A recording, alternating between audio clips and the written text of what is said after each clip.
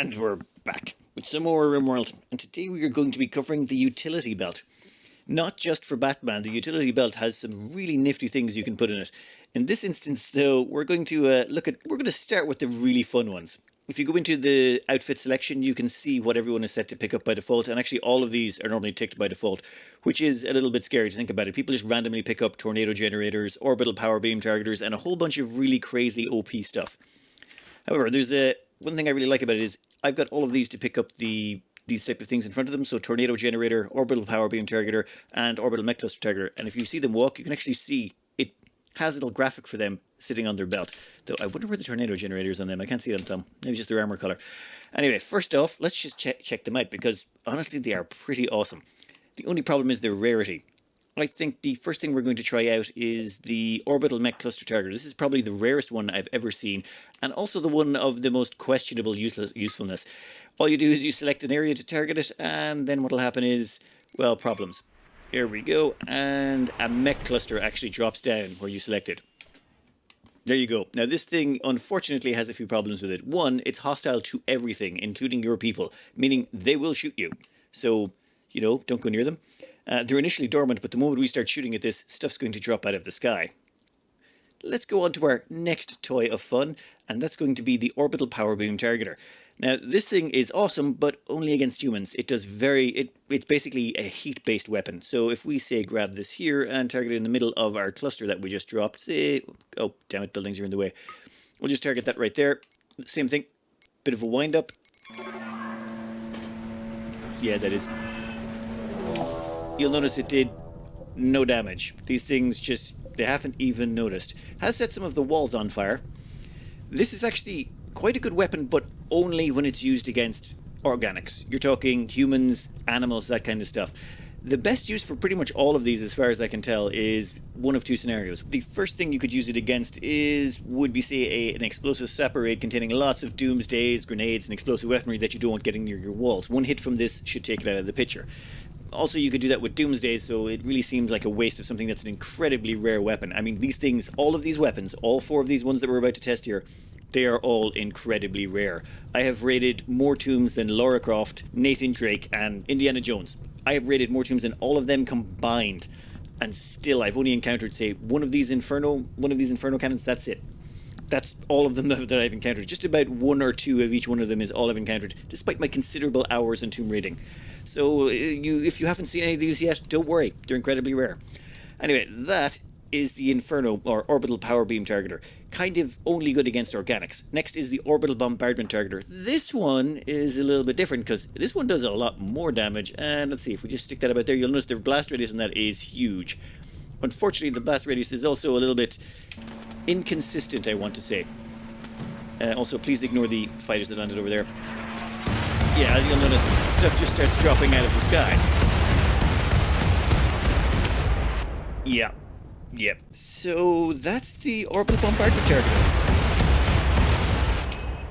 As you'll notice, it leaves a lot of devastation in his wake, yet it still won't kill centipedes. Centipedes just don't die. I'm sorry, there's no super weapon that's going to take care of centipedes for you. Finally, from the stupidly overpowered weapons category, we have the Tornado Generator. This one is probably the least useful of the lot, namely due to its absolutely insane unpredictability. There you go, you have a tornado. Now run away. You have no idea where it's going to go. It can go left, right, up, down. No, don't mess with it. We're just going to stay as far away from it as possible. If you're going to use one, do not use it anywhere near your base. Now, sorry, excuse me for the noise. We're going to throw a centipede down here and you can see what it does to a centipede it gets close to. As you can see, a lot of damage. This will kill anything it gets close to. However, keeping it close to something is the problem. See, now that it's out of range, centipede doesn't care anymore. These things can and will turn around at weird angles and come back and destroy your own base. I had to get rid of it, the noise was driving me crazy. Anyway, these four weapons, their purposes are pretty minuscule, unfortunately. The only thing I've found that's really useful to use them for is early game when you get attacked by a raid you just can't stop, and that's assuming you've managed to find one in a tomb because there's no way you're going to be able to afford to do a quest to do one. Otherwise, the best use is to trade them in for completing a quest. Normally you can get some quests that will go something along the lines of go to some area, kill a whole bunch of pirates in an area, say 20 or 30 pirates. Sending a small team but giving them one of these super weapons can allow you to wipe out masses of enemies in a really quick really quickly, as opposed to using them to defend your base, which normally you can defend your base without them. Otherwise, these things will just sit in your inventory as, super weapons that you never use. Before we move on to these next set of utilities, I thought I'd do a quick call aid and show you an aero drone salvo. This is the Empire-based equivalent of the aero drones, well, the orbital bombardment targeter. However, it's much smaller, weaker, and not nearly as damaging. Yeah, I believe there's 6 of them. So the orbital bombardment targeter is basically about 3 of those combined, maybe 4. Next up, we're going to have a look at all of these. This is the jump jet pack. We'll go with this one first because it's probably the one it's saved an awful lot of my pawns' lives. The great thing about it is it allows you to get your pawn to jump. The better the quality on the jump pack, the further they can jump, and they immediately just zip straight across the map. Now there is a little bit of a warm-up on them for them to do it, but it does mean they can rapidly move about the place. Best uses for this. Stick this on your hunter pawns immediately. If you have, if it's early enough in the game and you still worry about maddened manhunters coming back on your hunters, give them a jump jet pack. They can run away from any maddened manhunter. The moment I get all my hunters into jump jet packs, I just hunt whatever's on the map. You don't have to care whether or not it turns feral. Your people can get away. As well as that, have you ever been on the edge of the map and suddenly you get attacked by 50 polar bears which manage to sneak up on your pawn who's currently out here, mining or doing something like that? And now you can't get away because these things' movement speed is faster than your pawn's movement speed and they get run down and mauled. No, give them a jump jet pack. The moment you get your hands on a jump jet pack, anyone who's going to be going out near the edges of the map where such surprises can happen, give them one. Cuts down on the amount of mauling, stabbings, all the things that can happen. As well as that scattered mech drops, you can jump jet back quickly. They're basically a safety feature, and if you have not been using the utility belt so far, and you have all of your pawns have an open utility slot that normally goes with a shield belt or something like that, no. Try and get your hands on jump jet packs for anyone who's going to be working outside the base. Another high priority for jump jet packs is all of your spellcasters. If you have someone who, say, has a bunch of useful skills like Berserk Pulse, things like that, their ability to jump towards the problem makes them much handier. For example, if your kill box is on the far side and an attack suddenly comes in very quickly, you may need to get your Berserk Pulse there as fast as possible. So having jump jet packs on all of your casters, also very good. Can get you into trouble or can get you out of trouble, or can get your casters to where they need to be. This is probably my second favourite utility to equip in general on my pawns, just by default. Each jump jet pack comes with 5 charges. However, these things are not free. Every time you use one, it costs you 20 jump jet fuel. Your pawns will recharge them, though they don't need to completely discharge it before using it again. For example, this one here has used how many charges so far? 2? That will cost 40 chem fuel to refuel. They are not cheap, so usually you don't spam it. Though if you need to get, say, a doomsday rocket launcher into a critical position very quickly, giving someone with a jump jet pack that, yes. Just for the amount of mobility it gives you, mobility will save your pawns' lives or get people into positions where they're able to fight. Just all around one of the best utilities you can use by default. I'm going to leave the Insanity Lance to last because that is probably the most useful utility to equip, but first up we'll cover the Psychic Shock Lance. This thing, we've all seen this probably 100 times before, but this thing allows you to basically zap someone in a radius and it knocks them unconscious. Great for capturing pawns. However, there is a 20% chance that the person that gets zapped by it gets brain damage and set on fire. It can set their brain on fire, so it's unfortunate, but about 20% of the great pawns you see that are wonderful constructors and all that and have great abilities, you're going to accidentally damage their brain. So, wonderful to use. I'd normally keep a few of them around for keeping an eye for high quality pawns, but by and large you only need 1 or 2. Any more than that, you're just wasting those utility slots, which are so very, very valuable. Next up, the Shield Belt. This one's been around for a long time. This one is great, but let me maybe make a comment based on the jump jet pack as well. One recommendation you might hear is to give your pawns shield belts and locust armor. Locust armor basically has a built-in jump jet pack, which is really useful. Having a built-in jump jet pack means you free up the utility slot, meaning you can have both a shield belt and the ability to jump jet, allowing your troops to jump into combat. Unfortunately, the Locust Armor is not really that good. Locust Armor, this is a normal stack of Locust Armor. It has sharp protection of 87%. However, the Flak Vest has sharp protection of 100%. Meaning a flak vest, a basic flak vest, gives better armor protection than the Locust Armor will. And as the qualities of these go up, say, excellent Locust Armor, excellent flak vest, yet you're still going to have the same problem. I think if you really want to use someone as jumping their into melee range, I would probably recommend against that, especially on the harder difficulties. It will usually end up in the pawn getting horribly mauled or killed. But if you're going to do it, give them cataphract armor and just give them a jump jet pack. The lack of a shield, that shield is going to get smashed in 2 seconds anyway if they're jumping into the middle of combat. But assuming you're not trying something crazy, the shield belt is just wonderful to give to your melee pawns. All of my melee pawns will carry a shield belt on them on the grounds that I can put them up front in any sort of kill box scenario. You can usually have some sort of area, say right about here. You can see that this here. That's just a granite barricade. They will stand behind the granite barricade right in front of the exit of the kill box to soak shots. There's a chance that people will shoot at them because they're wearing shield belts. They're far less likely to end up dead. And anything does try and rush down your shooter pawns, they can hit them a smack. There is not really that much to say about the shield belt, barring the higher quality of the shield belt, the higher the amount of hit points it will have.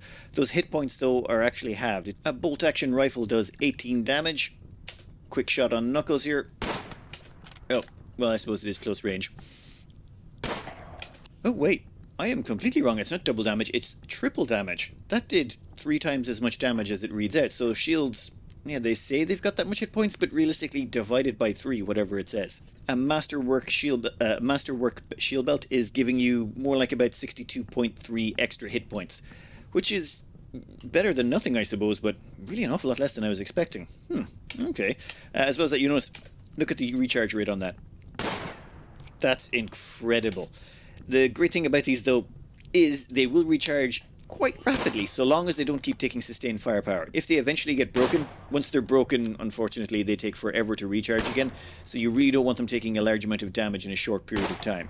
This is why they rock early on, but the later in the game it gets and the more firepower thrown against you, the less and less effective they become. EMPs, of course, immediately neutralize these, so maybe try to avoid getting hit by them, but definitely keep an EMP area in your kill box. Whatever your kill box is, make sure you have a section where you can throw EMP grenades at the exit to your kill box so that anyone coming in there can immediately get EMP'd and their shield belts destroyed. That is especially important when dealing with our next utility, which is the low shield pack. These things are very useful, but the low shield pack creates a shield bubble around your units. Now, it doesn't actually give you a radius, unfortunately, so you just have to, well, get used to it and eyeball it. There you go. Now, once that's deployed, anyone trying to attack you from outside, no damage can penetrate through. So we'll just say have them shoot a chief there, and notice the way it's instantly absorbed by that. This will absorb doomsdays, triple rockets, anything. But of even greater benefit, all of your troops on the inside can shoot out, meaning you can shoot out at them, they can't shoot back in. And because of the AI of the enemy, usually they'll stand out here somewhere, shooting blindly into your shield, while you just stand inside not caring. However, this burnout shield does have a timer on it. Once the timer expires, the shield goes away. This timer is very, very handy. Some of the spells you get are quite similar. This spell here is the skip shield. And while it looks very, very similar, it is, well, completely different. For one thing, it blocks projectiles in both directions, meaning none of the people inside it can shoot out. This is, of course, a huge detriment if you're trying to kill people. At the same time, while it does protect you from outside projectiles, you can't see when it's going to expire. This can be quite frustrating because you don't know when this is going to wear off. You've got the horrible problem of going, well, when do I have to renew it? At least with the burnout shields, you know exactly when it's going to run out, and that allows you to pop another one just as it's about to go out. Now, when is the best situations to use these in? Well, that's tricky. The problem is its usefulness is so situational, it's almost impossible to be prepared to have them. The only ones I really use them for successfully a lot would be if it against mass centipede. Line up my people, put them all inside a shield bubble, have the centipedes shoot at them, and then keep popping the shields as necessary until all the centipedes are dead.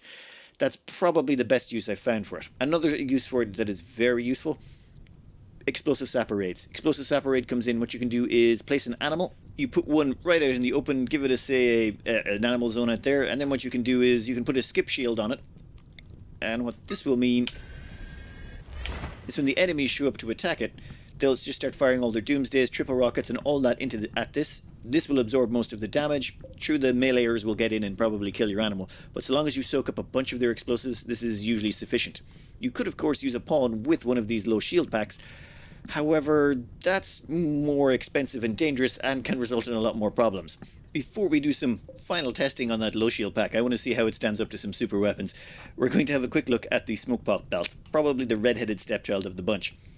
Now, I've been doing some research on this, and it's not as terrible as I thought it was going to be. First up here we have nails, and they're equipped with a Smokepop pack normal. This thing has 3 charges to it. And if you'll check there, that's the radius on it. You pop it, boom, it's smoked up. This lasts about 30 seconds, and this results in a 70% reduction in projectiles being able to hit you, which means it's really hard for people shooting at you to get damage on you unless they're using splash weaponry. So any Inferno Centipedes, good luck, yeah, they're still going to mess you up. But it does not affect close combat, so melee people are unaffected by smoke, it seems. But that's not all. The better the quality of the Smokepop pack, and this one's a masterwork, let's say, so quite a good one. You'll notice that the smoke radius on this one is far greater. It comes with 3 pops, which is great, and it can be refilled. However, unlike the jump jet pack, this one only takes, I think it's 20 chem fuel or is it 10 chem fuel to fully recharge it all the way up to full charges. Do be aware though that your pawns will attempt to, if your jump jet pack is missing 1 charge, they'll attempt to go recharge it. If your Smokepop pack is missing 1 charge, they will also attempt to go and recharge it if you're letting them run around the base. So they will burn through some chem fuel doing that. Though, now the only real reasons I can think to use these would be if you're using a very melee-oriented force, or if you're, say, at a choke point and you're dealing with someone who's got ranged units, a mix of range and melee. You could smoke up your choke point, and so long as your choke point is smoked up, everyone in your area will have a 70% defense against projectiles. However, you're still going to get shot at. It's not perfect, and if you've got your people bunched up on the other side, you're going to get splash damage anyway, so I'll have to do some more experimentation with it, but as far as I can see, it's not nearly as useful as the other ones. A jump jet pack would be my preferred choice, just to get my people out of danger or into position faster. Then, before we go on to the Psychic Insanity Lance, which is probably my favourite just default carry for everyone, let's have a quick look and see how well the low shield pack does against some super weapons. For science, we are going to try a triple rocket launcher, a Doomsday, then we're also going to throw an orbital power beam targeter and an orbital bombardment targeter, all at this person over here who's going to deploy that low shield. Now, the deploy shield immediately pops up, so you don't really have to do it instantly, but let's just chuck that there and chuck that there. I don't think it'd be fair to use a Doomsday or a Tornado Generator, but I suppose we can try that at the end. And notice that, they just immediately, harmlessly disintegrate the moment they hit the shield. One thing to note, if someone throws an EMP grenade at the shield, if the EMP actually, once the EMP hits the shield, it knocks it down for 10 seconds. So it just has to actually impact it. It doesn't have to detonate. The grenade just has to touch the shield as it's passing through. Now, let's try, I suppose, Orbital Power Beam Targeter. Actually, no. We'll leave the Orbital Power Beam Targeter last. I think that's the one that's most likely to get through because it's heat-based. We'll just chuck that down there. And will this get through? I'm really curious to actually see because I've never tried this before. Never mind, that works. Yep, that definitely does not stop orbital bombardments.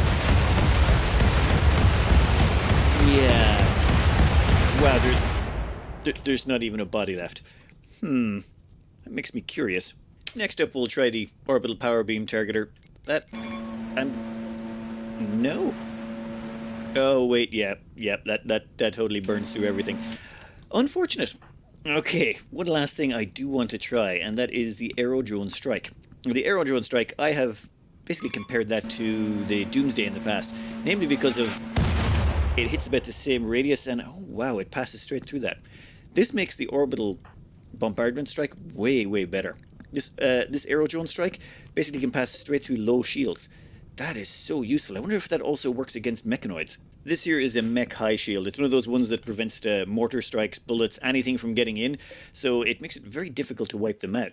I'm curious if an Aerodrone salvo can penetrate that, because if it can, that would be most useful to know. We're definitely outside the radius of the shield, so yeah, that is a 100% accurate way of destroying them.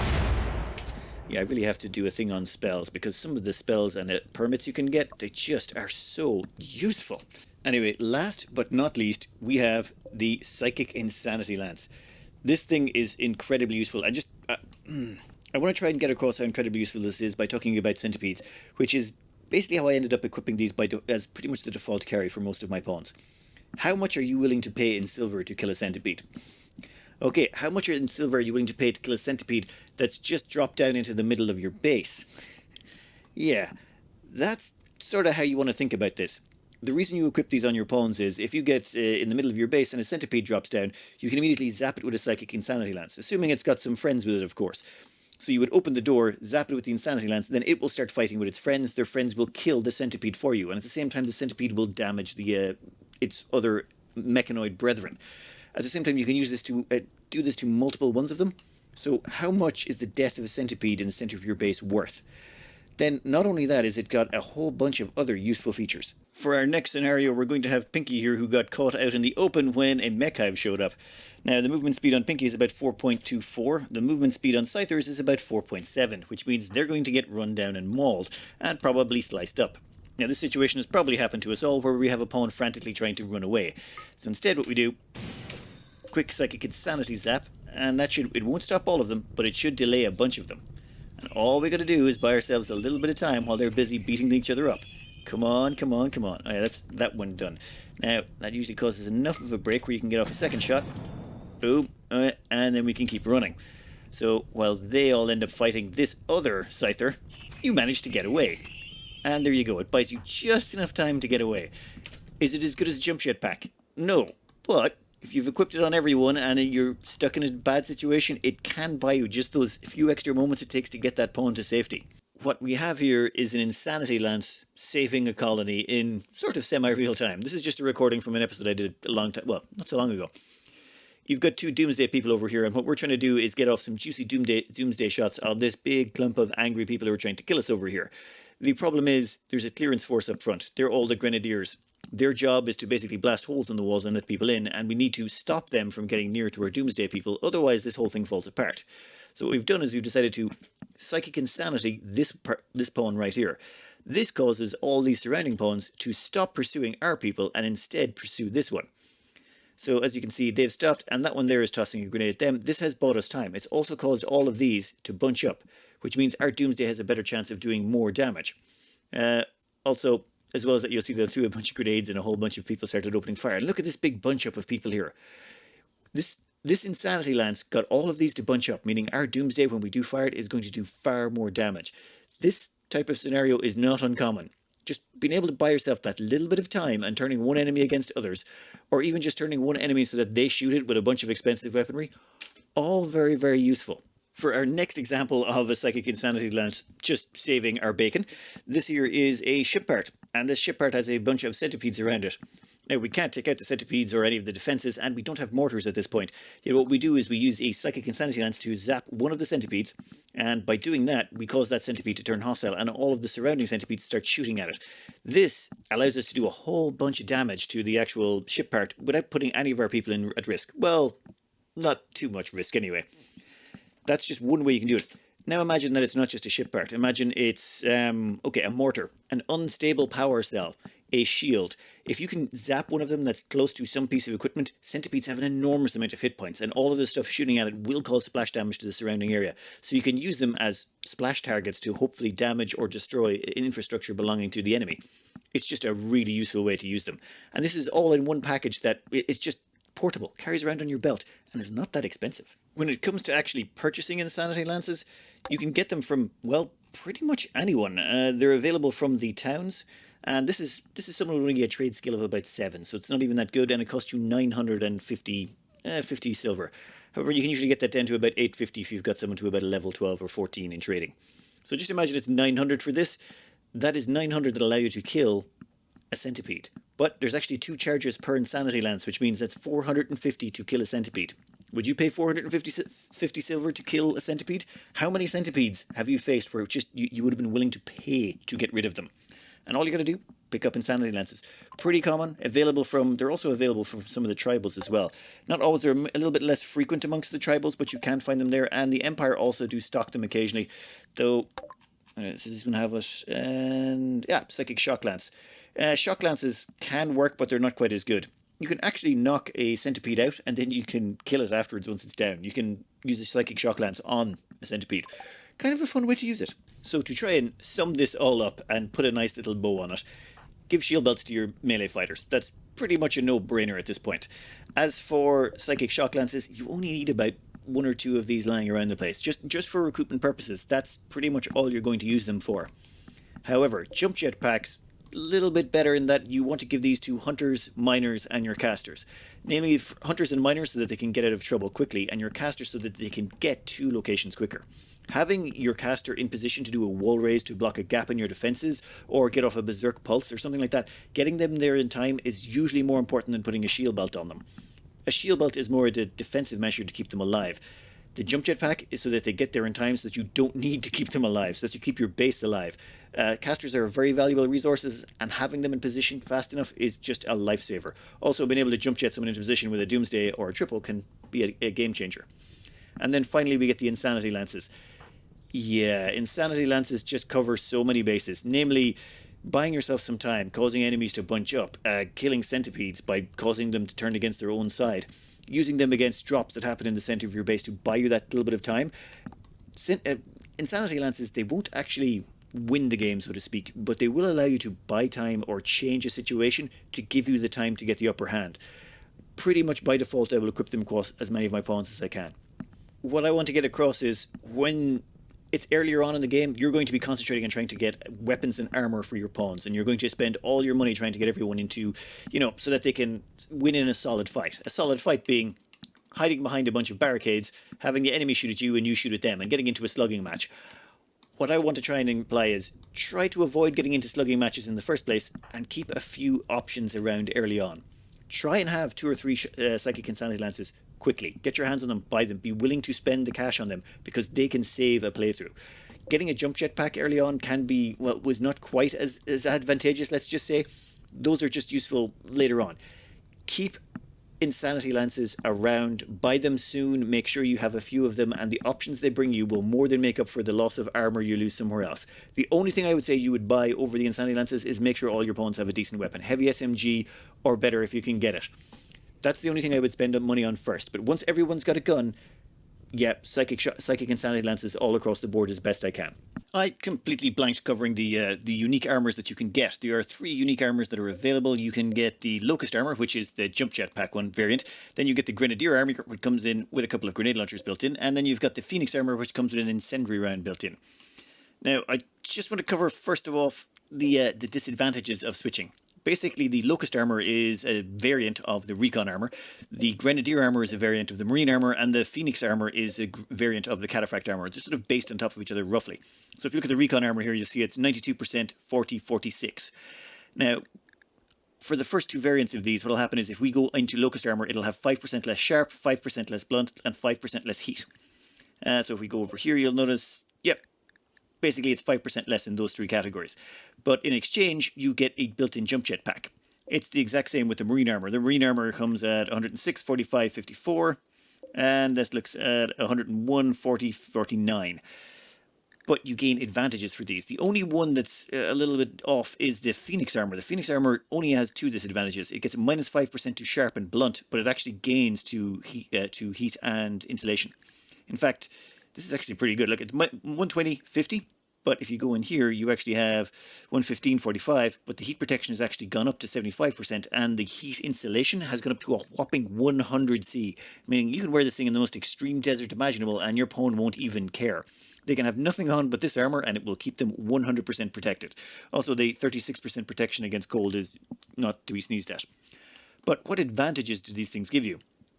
Well, first off is the Recon armor variant, the Locust, and while it is nice to have a built-in jump jet pack, the reduction in armor to the Recon armor, which is already the weakest of the 3 armors, it just means it's too fragile. There's only 2 scenarios I can come up with where this would actually be useful, and this is a little bit of theory crafting on my part, so apologies. 1, get about 4 or 5 people, give them sniper rifles, Locust armor, and then you've got basically a mobile jump jet squad that can go into an area. The Locust armor won't slow them down, and you can use, say, 4 or 5 of them to pick apart a pirate base from range with their sniper rifles. Also, as well as that, you can put on 2 jump jet packs, so they actually have 10 charges. No one will be able to run them down. They can just keep jumping out of any sort of danger they get into. Well, that's one option. The only other option I can think of is give them Locust armor, give them grenades, and give them a shield belt or a Smokepop pack. And their job would be to jump into, say, some sort of mech hive cluster and get off a couple of crucial grenades to take out a piece of equipment. They may survive, they may not, but that would be the plan. Get in, get off a couple of grenades to destroy a clutch building, and then get out again. Potentially, maybe. Or maybe it's a one-way trip, whatever. But that's the only 2 scenarios where I can see that being useful. Then you've got the Grenadier armor. This one is actually kind of interesting. It comes with 2 grenade charges, meaning you get to fire grenades with it. So you've got 2 charges for the grenades, and the grenades are recharged by putting in about 20 steel apiece. But that's actually pretty decent. The problem is I can't think of a scenario where I would find a really gripping use for this. Normally you do keep grenades on hand anyway, so I can't really find a scenario where this thing would shine. Now this one is interesting, the Phoenix Armor. I've been playing around with this one, and this one comes with, well, let's just say it would be interesting in certain melee scenarios. For example, you end up getting surrounded and you're a melee pawn in Phoenix Armor. Well, it turns out you can actually fire your Phoenix Cannon while wearing a shield. You just have zero range. You can only fire it in front of you. Which results in this hilarious scenario of, oops. Yes, and combined with its absolutely massive built-in armor versus heat, just look at that. Maximum comfortable temperature, 142.9 C. Yes, so they could literally go swimming in a boiling ocean and they would be just fine. Not a bother on them. Same point, let's just look at the armor itself, and you'll notice that its heat resistance is 86.3%. Yes, that is very, very, very good. So what you can do is just do this, and if you'll notice, it's left this chem fuel behind. You see that pink stuff or orangey stuff on the ground? Yeah, that's a chem fuel puddle, which causes a whole bunch of fire. So now imagine you've done this when you're getting attacked by a bunch of manhunters, or a whole bunch of melee units have showed up. This could actually be useful. I could see it being useful. In fact, I might even go with a whole range of this in a later playthrough. Just having that as an option, and the negatives you get to your armor are actually kind of minor compared to the protection provided by Phoenix Armor. The only problem, the enormous cost. These things are incredibly expensive. It also takes 40 chem fuel to fuel it. But in exchange, you get a unit that will never get heat stroked. It's almost impossible to get heat stroked. You'd have to enter a room that's pretty much a blazing inferno. Though you could actually turn a room into a blazing inferno, watch other people heat stroke around you, and then walk out. It would actually be pretty cool. But no. And that is going to be the end of this. I've spent far too long playing around with these utilities, though I am kind of surprised at the effectiveness of Phoenix Armor. Also, aerodrone salvos are amazingly good against shielded mechs, it seems. And yeah, I learned a few things. I hope you did too. Anyway, I hope you enjoyed, and good luck.